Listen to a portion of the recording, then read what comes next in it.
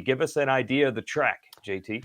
Well, Hangtown, I think, is much more liked generally than last weekend. Last weekend was just such a tough track. So Hangtown, the comfort level is going to be a little bit higher. The dirt diggers do such a great job of bringing in outside soil to add traction to it. And if you're looking over the course of the entire calendar, this track has improved the most over the years, I would say, of any. Now, we can't talk about Hangtown without talking about this weekend's weather. Last weekend, beautiful conditions.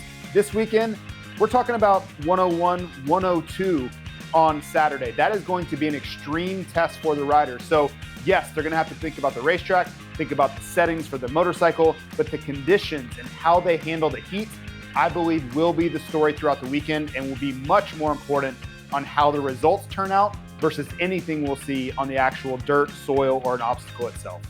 Ooh, that's going to be something to watch. You know me, I don't like predicting the mud races on Tuesday, but I will say that it's summertime. Basically, we're going to California. Heat, yeah, you might be able to just count on that one. I'm not pushing back on that at all. And if these things become factors, well, it might affect where the smart money goes. Let's send it to the experts. Alrighty, James, let's talk NXT Bets. We're headed into Hangtown. It's going to be a scorcher this weekend. The big news, Chase Sexton likely to miss a round or two. That news is coming in hot right now. James, it's looking like a two-horse race between Jett Lawrence and Eli Tomac. The odds were showing minus 283 in the futures for Jett Lawrence, a plus 247 for Eli Tomac, and a bit of a distant third for Hunter Lawrence at a plus 558. So, James, they're saying two-horse race from the odds makers.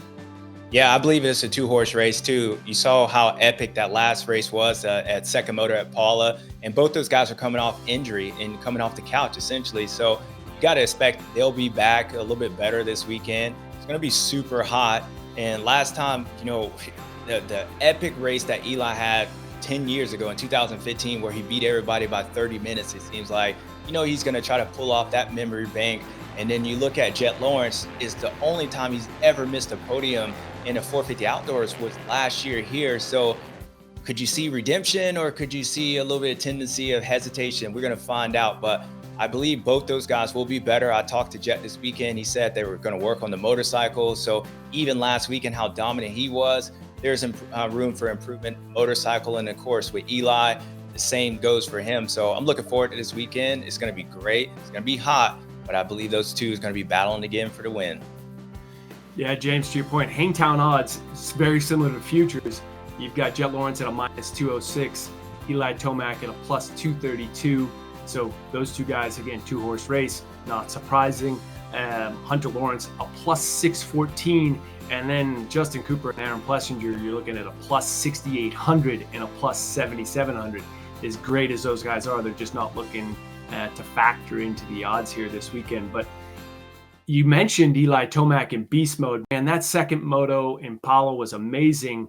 Do you expect to see the same thing with the track being a little bit different up in Hangtown between these two guys? Well, we're going to find out. I think with Eli last weekend, we were talking about an inside line, was that both those guys coming off the couch, it would be easier for Jett Lawrence to come off the couch and ride the way he did. One, he's very patient.